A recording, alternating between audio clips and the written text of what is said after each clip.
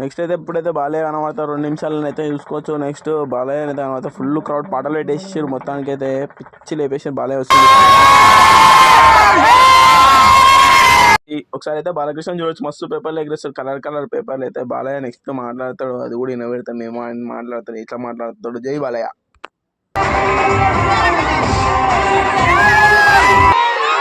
ఒక్కసారి నాచారం మీ